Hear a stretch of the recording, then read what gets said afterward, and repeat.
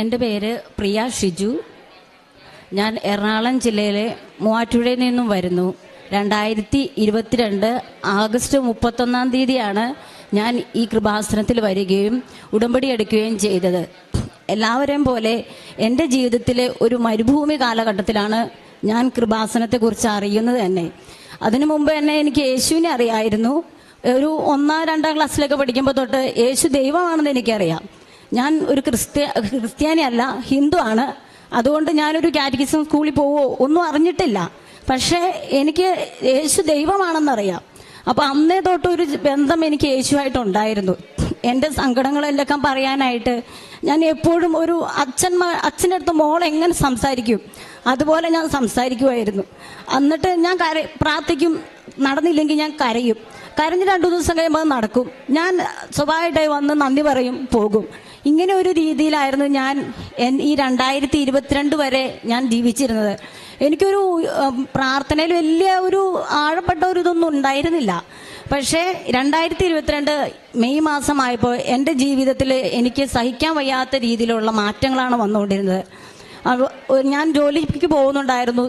എൻ്റെ കുടുംബത്തെ കാര്യങ്ങളെല്ലാം ശ്രദ്ധയോടെ ചെയ്യുന്നുണ്ടായിരുന്നു.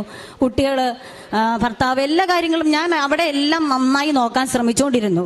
അവർക്കൊന്നും ഞാനൊരു കുറവ് വരുത്താൻ ശ്രമിച്ചിട്ടില്ല. പക്ഷേ എൻ്റെ ജീവിതം സ്മൂത്തായി പോയപ്പോൾ നമ്മൾ സ്വാഭാവികമായിട്ട് ഉണ്ടാകുന്ന ഒരു അകൽച്ച വന്നത് ദൈവത്തോടായിരുന്നു. കാരണം സ്മൂത്തായി പോകുമ്പോൾ നമുക്ക് പിന്നെ സാധാരണ ഒരു പ്രാർത്ഥന, ഞാൻ 1/2 മണിക്കൂർ ബൈബിൾ വായിച്ചിരുന്നു, കൊന്ത ചൊല്ലിയിരുന്നു. ഇതൊന്നും ആരും എന്നെ പറഞ്ഞിട്ട് ചെയ്തതല്ല, പക്ഷെ എനിക്ക് സ്വന്തമായിട്ട് തോന്നി ഞാൻ ചെയ്തുകൊണ്ടിരുന്നതാണ്.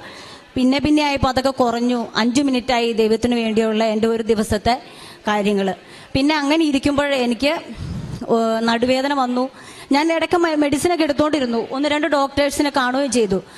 ആദ്യം ഒരു ഡോക്ടർ മരുന്ന് കഴിക്കും, മാറും, വീണ്ടും വരും. പിന്നെ ഡോക്ടർ പറഞ്ഞു MRI എടുക്കണമെന്ന് പറഞ്ഞു. അപ്പോൾ ഞാൻ വേറൊരു ഡോക്ടറെ അടുത്ത് പോയി ചോദിച്ചു. അപ്പോൾ ഡോക്ടറും പറഞ്ഞു ഇത് തന്നെ ചെയ്യണം. ഫസ്റ്റിൽ ഒരു എക്സ്റേ എടുക്കാൻ പറഞ്ഞു. ഞാൻ എക്സ്റേ എടുത്തു. എൻ്റെ 2 മുട്ടിൻ്റെ എക്സ്റേ എടുത്തു. എൻ്റെ 2 മുട്ടിനും തേയ്മാനം, എൻ്റെ നട്ടല് ബൾജ് ചെയ്തിട്ട് അതിങ്ങനെ എൻ്റെ കാലിലേക്കുള്ള ഇടതുവശത്തെ കാലിലേക്കുള്ള ഞരമ്പിനെ ഞെരുക്കുന്നു. ഒരു മരപ്പ് പോലെ എനിക്ക് വേദനയാണ്. അപ്പോൾ ഡോക്ടർ പറഞ്ഞു ഇത്രയും നാൾ ഈ ചെറുപ്രായത്തിൽ ഇത് നിങ്ങൾ എങ്ങനെ ആക്കിയെടുത്തു എന്നാണ് എന്നോട് ഡോക്ടർ ചോദിച്ചത്. ആ സമയം തന്നെ ഡോക്ടർ എനിക്ക് ബെൽറ്റ് എഴുതി തന്നു. നടുവിന് ബെൽറ്റ് ഇടാതെ നിങ്ങൾ ഒരു നിമിഷം പോലും നടക്കാൻ പാടില്ല എന്ന് പറഞ്ഞു. പോയി ബെൽറ്റ് മേടിച്ച് ഇട്ടു. ഡോക്ടർ പറഞ്ഞു, ഡോക്ടറോട് ഞാൻ പറഞ്ഞു ഞാൻ 2 വീലർ ഓടിക്കുന്ന ആളാന്ന് പറഞ്ഞു. അപ്പോൾ ഇത്രയും നാൾ നിങ്ങളിവിടെ വന്നത് എങ്ങനെയാണെന്ന് ദൈവം നിങ്ങളെ നടത്തിയതാന്ന് പറഞ്ഞു. ഞാൻ ആകെ അങ്ങ് തകർന്നു പോയി. കാരണം എന്നാന്ന് വെച്ചാൽ എനിക്ക് സാമ്പത്തികമായിട്ട് ഒത്തിരി ഉള്ള കുടുംബമൊന്നും അല്ല. അപ്പോൾ നമ്മുടെ കിട്ടുന്ന ജോലിയും കൊണ്ട് ഒരുപാട് കാര്യങ്ങൾ ഞാൻ കാൽക്കുലേറ്റ് ചെയ്ത് വെച്ചിട്ടുണ്ട്. അത് അവിടെ ആ നിമിഷം മാറുമറിയുകയാണ് ചെയ്തത്. ആകെ മനസ്സ് തകർന്നു വന്നു കഴിഞ്ഞപ്പോൾ വീട്ടിൽ സപ്പോർട്ടായി ഉണ്ടാകുമെന്ന് വിചാരിച്ച ഹസ്ബൻഡും എന്നെ തള്ളി പറയുകയാണ് ചെയ്തത്. അപ്പോൾ എൻ്റെ ശ്രദ്ധയില്ലായ്മ എനിക്ക് വേണ്ടി ചെയ്തു വെച്ച പോലെ ഒരു ഇത് വന്നു. ആകെ തകർന്നു എന്ന് പറഞ്ഞാൽ ഇനി എനിക്കൊരു രക്ഷയില്ല. അപ്പോൾ ഞാൻ വീണ്ടും എൻ്റെ അപ്പൻ്റെ അടുത്തേക്ക് ചെല്ലുകയാണ്. ഞാൻ ചോദിച്ചു എന്തുകൊണ്ട് എനിക്കിത് വന്നു, ഞാൻ എന്തുകൊണ്ടാണ് ഇങ്ങനെ ആയി മാറിയത് എന്ന് ഞാൻ ചോദിച്ചു. എന്നിട്ട് ഉത്തരവൊന്നുമില്ല. അപ്പോൾ പിന്നെ ഞാൻ ആശ്രയം വെച്ച സാധനങ്ങൾ, വ്യക്തികൾ, എൻ്റെ ജോലി, ഇപ്പോൾ എൻ്റെ ദൈവവും കൂടെ കൈവിട്ടു. പിന്നെ ഞാൻ എങ്ങനെ മുന്നോട്ട് പോകും എന്ന് ഞാൻ വളരെ ഇത്രയും തകർന്നു പോയൊരു ജീവിതം ഞാൻ എന്ത് ചെയ്യും, ഇതെനിക്ക് വാക്കിൽ പറഞ്ഞറിയിക്കാൻ വയ്യ. അത്രയ്ക്കും ഞാൻ അനുഭവിച്ചു. അപ്പോൾ ഞാൻ ഇനി എന്ത് ചെയ്യും, എനിക്ക് മുന്നോട്ട് ആത്മഹത്യ ചെയ്യണോ, ഞാൻ തന്നെ മരിക്കണോ, കുഞ്ഞുങ്ങളെ കൊല്ലണോ, എന്തൊക്കെയാണ് അങ്ങനെ എൻ്റെ മനസ്സിൽ കടന്നു പോയെന്ന് എനിക്കറിയത്തില്ല. അങ്ങനെ ഞാൻ വളരെ തകർന്നിരിക്കുന്ന സമയത്ത് എനിക്കൊരു കൃപാസന പത്രം കിട്ടി. ഞാൻ ധ്യാനം കൂടിയിട്ടുണ്ട്, സ്റ്റേ ചെയ്ത് ധ്യാനം കൂടിയിട്ടുണ്ട്, പ്രാർത്ഥന കൂടിയുണ്ട്, അങ്ങനെയൊക്കെ ചെയ്തിട്ടുണ്ടെങ്കിലും എനിക്ക് ഈ പത്രത്തോട് വലിയ താല്പര്യമൊന്നും തോന്നിയില്ല. പിന്നെ 2-3 ദിവസം കഴിഞ്ഞപ്പോൾ ഞാൻ ആ പത്രം എടുത്തൊന്ന് വായിച്ചു. അന്നേരം നമ്മുടെ ബഹുമാനപ്പെട്ട ജോസഫ് അച്ഛൻ്റെ ആ ടോക്കിൽ ഇങ്ങനെ ഫീച്ചറിൽ ഇങ്ങനെ കിടക്കുന്നു. എൻ്റെ അതേ ഡയലോഗ് തന്നെ ആ പത്രത്തിൽ കണ്ടു. അപ്പം എനിക്ക് തോന്നി ഇതിലെന്തോ സംതിങ് ഉണ്ട്. ഞാൻ വായിച്ചു, ആ പത്രം മൊത്തം വായിച്ച് ഞാൻ ഇവിടെ വരണമെന്ന് തീരുമാനിക്കുകയും ഇവിടെ വന്ന് ഉടമ്പടി എടുക്കുകയും ചെയ്തു. അത് കഴിഞ്ഞ് പ്രാർത്ഥനയിൽ മുന്നോട്ട് പോയിക്കൊണ്ടേയിരുന്നു.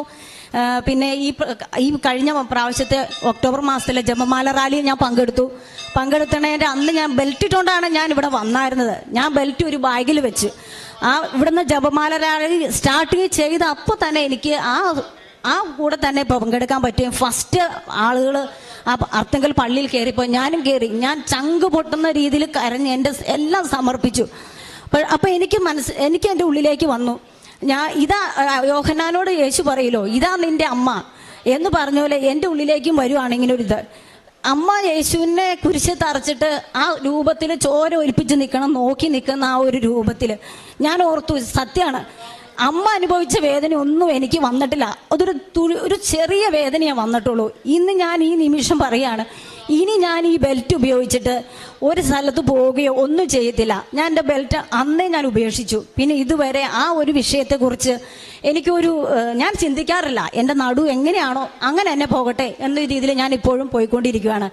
പിന്നെ ഞാൻ ഒരു വർഷമായിട്ട് നടുവേദനയ്ക്ക് മരുന്നെടുക്കാറില്ല. അമ്മയുടെ ഇവിടുത്തെ വിശുദ്ധ തൈലം തേച്ചിട്ട് ഞാൻ പ്രാർത്ഥിക്കും.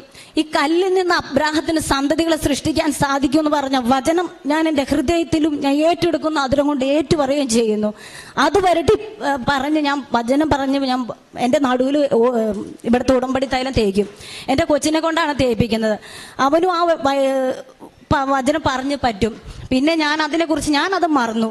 പിന്നെ അങ്ങനെ എനിക്ക് അത്രയും എനിക്ക് സഹിക്കാൻ പറ്റാത്ത ആ ഒരു വിഷയത്തിൽ നിന്ന് മാതാവ് എനിക്ക് വളരെ ഒരു വിടുതൽ തന്നു. പിന്നെ എനിക്ക് രണ്ടാമത് പറയാനുള്ളൊരു സാക്ഷി എന്ന് പറഞ്ഞാൽ എൻ്റെ ഈ മോളാണ്. ഇവരുടെ പേര് മിന്നു ഷിജു എന്നാണ്. മാതാവിൽ വിശ്വാസം ഉണ്ടോ എന്ന് ചോദിച്ചാൽ വിശ്വാസമൊന്നും അത്ര ഉണ്ടായിരുന്നില്ല. ഞാനിങ്ങനെ പ്രാർത്ഥിക്കും, ഇതൊക്കെ ചെയ്യണ ആളായിട്ട് എനിക്ക് ഇങ്ങനെ ഓരോന്നൊക്കെ വരുമ്പോൾ കൊച്ചെന്നോട് ചോദിച്ചു, അമ്മ, നമ്മൾ ദൈവത്തിനോട് കൂടുതൽ പ്രാർത്ഥിക്കുന്നവരാണെങ്കിൽ ദൈവം അവരെ എപ്പോഴും ഇങ്ങനെ ഒരു പാപത്തോ ഒരു പ്രശ്നങ്ങളോ വരാതെ അവരെപ്പോഴും കരുതുകയല്ലേ വേണ്ടത്, ഇങ്ങനെ ഓരോരോ സഹനങ്ങൾ തരുവാണോ ചെയ്യേണ്ടതെന്ന് എന്നോട് ചോദിച്ചു. അപ്പോൾ ഞാൻ പറഞ്ഞു, മോളെ, നമുക്ക് ദൈവം ഇങ്ങനെ ഒരു സഹനങ്ങൾ തരുന്നത്, സ്വർണം ഇങ്ങനെ ഉരുക്കിയാണ് അത് പ്യൂരിഫൈ ചെയ്തെടുക്കുന്നത്. അതുപോലെ നമ്മുടെ ഉള്ളിലുള്ള ഇതെല്ലാം മാലിന്യമെല്ലാം കഴിഞ്ഞ് നമ്മളെ വിശുദ്ധീകരിക്കാൻ വേണ്ടി ദൈവം തരുന്നതാണ് ഈ സഹനം എന്ന് പറഞ്ഞു. അപ്പോഴും അവൾക്കതൊരു വിശ്വാസമൊന്നുമല്ല. അങ്ങനെ അവൾ +1 പഠിച്ചുകൊണ്ടിരിക്കുന്ന സമയത്ത് ചെറിയ ഇഷ്യൂ ഞങ്ങളുടെ വീട്ടിലുണ്ടായി. ഞാൻ ഈ മദ്യപാനം നിർത്താൻ വേണ്ടിയുള്ള ഹോസ്പിറ്റലിലേക്ക് ഞാൻ പോയിട്ടുണ്ട്. അവരുടെ അടുത്ത് പോയത് അവർക്ക് ഈ പത്രം കൊടുക്കാനൊക്കെയാണ്. ഞാൻ പോയി അവിടുത്തെ ഡോക്ടറെ കണ്ടു. എനിക്ക് ഇങ്ങനെയൊക്കെ പ്രശ്നങ്ങളുണ്ടെന്ന് പറഞ്ഞ ഡോക്ടർ ഉറങ്ങാനായിട്ട് ഒരു ഗുളിക തന്നു. എനിക്ക് ശരിക്കും ഉറങ്ങാൻ പറ്റില്ല എന്ന് പറഞ്ഞപ്പോൾ ഞാൻ ആ ദേഷ്യത്തിൽ, എൻ്റെ ഹസ്ബൻഡായിട്ടുണ്ടായ ഇഷ്യൂവിൽ ദേഷ്യത്തിൽ ഞാൻ ആ ഗുളിക ഓർമ്മയെടുത്ത് എനിക്ക് സുഖമായിട്ടൊന്നും ഓർക്കാതെ ഉറങ്ങാനായിരുന്നു. ഞാൻ കണ്ണു തുറന്നു, എപ്പോഴോ കണ്ണു തുറക്കും, വീണ്ടും ഞാൻ പ്രത്യക്ഷീകരണ പ്രാർത്ഥന ചൊല്ലും, ഒരു ഗുളിക എടുത്ത് വയ്ക്കും, കിടക്കും. ഇങ്ങനെ 3 ദിവസം ഞാൻ കിടന്നു. എൻ്റെ കൊച്ചിൻ്റെ +1 മോഡൽ പരീക്ഷയുടെ സമയത്താണ്. ഇവൾ അത്യാവശ്യം പഠിക്കുകയൊക്കെ ചെയ്യും. എന്നിട്ട് അവൾ പരീക്ഷയ്ക്ക് പോയപ്പോൾ പറഞ്ഞു, ഈ 3 ദിവസം എനിക്കൊന്നും പഠിക്കാൻ പറ്റിയില്ല അമ്മ, കാരണം എൻ്റെ പരീക്ഷ എനിക്ക് ശരിക്കും എഴുതാൻ പറ്റിയിട്ടില്ല, എന്നെ സിസ്റ്റർ വഴക്ക് പറയുമെന്ന് പറഞ്ഞു. അതവിടെ മാത്സിൻ്റെ പരീക്ഷ സമയത്തായിരുന്നു. അപ്പം ഞാൻ അവളോട് ചോദിച്ചു, നിനക്ക് എത്ര മാർക്കാണ് മാത്സിന് വേണ്ടതെന്ന് ചോദിച്ചു. എനിക്ക് ഫുൾ മാർക്ക് കിട്ടുന്നത് മോഡൽ പരീക്ഷയ്ക്ക് 60-ലാണ്. അപ്പോൾ ഞാൻ എടുത്ത വായിക്കാൻ അവളോട് പറഞ്ഞു, നിനക്ക് മാതാവ് 50 മാർക്ക് തരും എന്ന് പറഞ്ഞു. അപ്പോൾ കൊച്ചിന് വിശ്വാസമില്ലാത്തതുകൊണ്ട് അവൾ പറഞ്ഞു, പിന്നെ മാതാവ് ഇപ്പം മാർക്ക് തരികയല്ലേ എന്ന് പറഞ്ഞ് അവളങ്ങ് പോയി. പിന്നെ അതിൻ്റെ പേപ്പർ വായിക്കാനായിട്ട് സ്കൂളിൽ നിന്ന് ചെല്ലാൻ പറഞ്ഞു. പോകാൻ നേരത്ത് ഞാൻ വീട്ടിൻ്റെ ഇരിക്കും. അപ്പോൾ അവൾ എന്നോട് പറഞ്ഞിട്ടെ, ഇന്ന് എൻ്റെ മാത്സിൻ്റെ മാർക്ക് തരുന്ന ദിവസമാണ്. അപ്പോൾ അമ്മ പറഞ്ഞ പോലെ മാതാവ് എനിക്ക് 50 മാർക്ക് തരൂലേ എന്ന് പറഞ്ഞിട്ട് ഒരു വിശ്വാസമില്ലാത്ത രീതിയിലാണ് പോയത്. പക്ഷെ ഞാൻ ആ പോണ പോക്കിന് മാതാവിനോട് ഞാൻ പറഞ്ഞു, മാതാവ്, നീ അവൾക്ക് 50 മാർക്ക് കൊടുത്തില്ലേലും ഞാൻ വിശ്വസിക്കും, നീ എൻ്റെ കൊച്ചിനെ ഇനിയുള്ള കാര്യങ്ങൾ ഏറ്റെടുത്തോളൂ എന്ന് വിശ്വസിക്കും. പക്ഷെ അവൾക്കൊരു വിശ്വാസം വരണമെങ്കിൽ മാതാവ് അവൾക്ക് 50 മാർക്ക് കൊടുക്കണം. അതിൽ 51 ആവരുത്, 50 തന്നെ കൊടുത്താൽ അവൾ അത് വിശ്വസിക്കുള്ളൂ. നീ ഇവിടെ ഈ ഇതിൽ പ്രവർത്തിച്ചിരിക്കണം, നീ ആയിരിക്കണം എൻ്റെ കൊച്ചിൻ്റെ പേപ്പർ നോക്കിയത്, നീ ആയിരിക്കണം എൻ്റെ കൊച്ചിന് മാർക്ക് കിട്ടുമെന്ന് പറഞ്ഞു. ഇവള് അത് സാധാരണ ടീച്ചർ വിളിച്ചു, എല്ലാവരുടെയും പേപ്പർ വിളിച്ചു കൊടുത്തു. ഇവരുടെ പേര് വിളിച്ചപ്പോൾ ഇവളുടെ പേര് മിന്നു ഷിജു, 50 മാർക്ക് എന്ന് പറഞ്ഞു. ആ സമയത്ത് അവൾ അവിടെ നിന്ന് കരഞ്ഞ്. അപ്പം ഞാൻ എന്നിട്ട് തിരിച്ചു വന്നപ്പോൾ അവൾ പറഞ്ഞു, ഇവള് കൂട്ടുകാരോടൊക്കെ പറഞ്ഞു, അമ്മ ഇങ്ങനെ കൃപാസനത്തിൽ പോകുന്നുണ്ട്, അമ്മച്ചി പറഞ്ഞായിരുന്നു എനിക്ക് 50 മാർക്ക് കിട്ടും, മാതാവ് മാർക്ക് ഇടണമെന്ന് പറഞ്ഞിരുന്നു എന്ന് പറഞ്ഞു. അത് കഴിഞ്ഞ് അവൾ തിരിച്ചു വന്നപ്പോൾ എന്നോട് പറഞ്ഞു, അമ്മ എങ്ങനെയാ അറിഞ്ഞേ എനിക്ക് 50 മാർക്കാന്ന്, അമ്മ എങ്ങനെയാ അറിഞ്ഞേ? സിസ്റ്റർ അല്ലേ എൻ്റെ പേപ്പർ നോക്കി. അപ്പം പറഞ്ഞു, ഇല്ല, നിന്റെ പേപ്പർ നോക്കിയത് മാതാവാണ്, അപ്പോൾ മാതാവാണ് നിനക്ക് 50 മാർക്ക് തന്നേന്ന് പറഞ്ഞു. അപ്പോൾ ഞാൻ ആ നിമിഷം ഇവർ കണ്ടിട്ടില്ല, ഞാൻ എൻ്റെ മുറിയിൽ കയറി മുട്ടുകുത്തി മാതാവിനോട് നന്ദി പറഞ്ഞു. കാരണം ഇപ്പോൾ എൻ്റെ കൊച്ചിന് മാതാവിനെ കിട്ടിയ ഇനി അവളുടെ ജീവിതത്തിലുടനീളം അവൾ മാതാവിനെ യേശുവിനെ മുറുകി പിടിച്ചോളും. അപ്പം ഞാൻ അതിന് നന്ദി പറഞ്ഞു. അപ്പം അവൾ പിന്നെ പറയാണ്, എനിക്ക് ഇത്രയും വിഷയം പഠിച്ചിട്ടും മാത്സിന് ഫുൾ മാർക്ക് കിട്ടിയിട്ടില്ല. അപ്പം ഞാൻ പറഞ്ഞു, ഇവളോട് പറഞ്ഞു, പുള്ള പ്രാർത്ഥിച്ചോ, നിനക്ക് മാതാവ് ഫുൾ മാർക്ക് തരും, അപ്പോൾ ഞാൻ കയറി സാക്ഷ്യം പറഞ്ഞോളാന്ന് പറഞ്ഞു. അങ്ങനെ +1 മാത്സിന് അവൾക്ക് 80 നൽകി മാതാവ് അനുഗ്രഹിച്ചു. അങ്ങനെ ഒരിക്കൽ കൂടി അവളുടെ വിശ്വാസം മാതാവ് വർദ്ധിപ്പിച്ചു. ഈ പ്രാവശ്യം +2 പരീക്ഷയുടെ സമയത്ത് ഞങ്ങൾ സാമ്പത്തികമായിട്ട് ഒത്തിരി ഉയർന്നവരൊന്നുമല്ല, സാധാരണക്കാർ തന്നെയാണ്. ഉയർന്ന ഇവർക്ക് നീറ്റ് എഴുതാൻ പോകണമെന്നാണ് ആഗ്രഹം. അപ്പോൾ നല്ല മാർക്ക് കിട്ടുവാണെങ്കിൽ അവിടെ ഫീസ് ഇളവൊക്കെ ഉണ്ടാവുമല്ലോ എന്നൊക്കെ ഓർത്ത് പ്രാർത്ഥിച്ചു. ഞാനും ശക്തമായി പ്രാർത്ഥിക്കുന്നുണ്ടായിരുന്നു. അപ്പോൾ മാതാവ് ഈ പ്രാവശ്യത്തെ +2 പരീക്ഷയിൽ +2ന് 600 മാർക്കും കൊടുത്ത് എൻ്റെ കൊച്ചിന് മൂവാറ്റുപുഴ സെൻറ് അഗസ്റ്റിൻ ഗേൾസ് ഹൈസ്കൂളിൽ 1200 മാർക്കിൽ 1107 മാർക്ക് നൽകി. 1197 നൽകി ടോപ്പറായി എൻ്റെ കുഞ്ഞിനെ മാതാവ് ഉയർത്തി. എൻ്റെയും എൻ്റെ കുടുംബത്തിൻ്റെയും വിശ്വാസം ഒരിക്കൽ കൂടി വർദ്ധിപ്പിച്ചു. ഇത് ഞാനൊരു പൂവാണ് ചോദിച്ചത്. +1 കണക്ക് പരീക്ഷയിൽ ഫുള്ള് മാർക്ക് മാത്രമേ ഞാൻ ചോദിച്ചുള്ളൂ. അപ്പോൾ ഞാനൊരു പൂ ചോദിച്ചപ്പോൾ എൻ്റെ മാതാവ് എൻ്റെ കുടുംബത്തിലേക്ക് ഒരു പൂക്കാലം പോരെ +2ന് ഫുള്ള്. ഇവരുടെ ക്ലാസ്സിൽ ഒരിക്കലും അവൾ ഫുള്ള് വാങ്ങിച്ചിട്ടില്ല. ആൾക്ക് 600 തന്ന് മൂവാറ്റുപുഴ ഗേൾസ് ഹയർ സെക്കൻഡറിയിലെ ടോപ്പറായി എൻ്റെ കുഞ്ഞിനെ ഉയർത്തി. ഇതുവഴി എൻ്റെ കുഞ്ഞിൻ്റെ വിശ്വാസം ഒരിക്കൽ കൂടി എൻ്റെയും എൻ്റെ കുഞ്ഞിൻ്റെയും വിശ്വാസം വർദ്ധിപ്പിക്കാൻ ഇടയായി. പിന്നെ അതുപോലെ തന്നെ ഞാൻ ഈ പത്രം കൊടുക്കാൻ പോകുമ്പോൾ എല്ലാവർക്കും ഒന്നും ഞാൻ പത്രം കൊടുക്കത്തില്ല, ഹോസ്പിറ്റലും കൊടുക്കത്തില്ല. ഓരോ ഹോസ്പിറ്റലിൽ കയറി അവിടെ ഒരു 3-4 പേപ്പർ കിടക്കുന്നുണ്ട്. അവർ ആ പേപ്പറിൽ ചോറ് വെച്ചുകൊണ്ടും പൊതിഞ്ഞെടുക്കും. അങ്ങനെ അത് ചെയ്യുന്നത് എൻ്റെ മുമ്പിൽ അത് ചെയ്യാൻ എനിക്ക് വിഷമമായിരുന്നു. ഞാൻ 1-2 പ്രാവശ്യം ഹോസ്പിറ്റലിൽ പോയിട്ടുള്ളൂ. ഞാൻ പത്രം കൊടുക്കാൻ പോകുമ്പോൾ എനിക്ക് സേഫ് ആയിട്ടുള്ളിടത്താണ് ഞാൻ ആദ്യമേ കൊടുത്തുകൊണ്ടിരുന്നത്. പിന്നെ ആയപ്പോൾ ഞാൻ കൂടുതൽ എന്താ ചെയ്യുക, അച്ഛൻ എപ്പോഴും ഇങ്ങനെ ധ്യാനത്തിൽ പറയും, നിങ്ങളും ദൈവത്തിനു വേണ്ടി കൂടുതൽ എന്താണ് ചെയ്യുന്നത് എന്ന് ചോദിക്കും. അതാണ് ദൈവം നോക്കണമെന്നാണ് പറയണേ. അപ്പം ഞാൻ പിന്നെ എൻ്റെ പ്രാർത്ഥനയൊക്കെ മാറ്റി, എൻ്റെ നിയോഗം മാറ്റി വെച്ചിട്ട് എനിക്ക് എങ്ങനെ യേശുവിനെ കൂടുതൽ സ്നേഹിക്കാം, ഈ കൂടുതൽ മറ്റുള്ളവർക്ക് യേശുവിനെ കൊടുക്കാൻ പറ്റും എന്നായി. അപ്പോൾ ഞാൻ എൻ്റെ സേഫ് കോർണറിൽ നിന്ന് മാറി മൂവാറ്റുപുഴ കച്ചേരി താഴത്ത് KSRTC ബസ്സും പ്രൈവറ്റ് ബസ്സും, അത് വലിയ ടൗണാണ്, അവിടെ ഞാൻ പത്രം വിതരണം ചെയ്യാൻ തുടങ്ങി. ഓരോ ബസ് വന്ന് ആളിറങ്ങുമ്പോൾ ഞാൻ ചെല്ലും, ചേട്ടാ ഇത് കൃപാസനത്തിലെ പത്രമാണ്, ഇതങ്ങനെ ആലപ്പുഴയിലെ മാതാവിൻ്റെ പത്രമാണ്, ഒരുപാട് അനുഗ്രഹമുള്ള പത്രമാണ്, നമുക്ക് വായിക്കുമോ എന്ന് ചോദിച്ചിട്ട് വിശ്വാസ പ്രമാണം ചൊല്ലിയിട്ടല്ലാതെ ഒരു പത്രവും ഞാൻ ഒരാളുടെ കൊടുക്കാറില്ല. അങ്ങനെ ചെയ്യുമ്പോൾ എന്നോട് ആളുകൾ പുച്ഛത്തോടെ നോക്കിയിട്ടുണ്ട്, കളിയാക്കി ചിരിച്ചിട്ടുണ്ട്.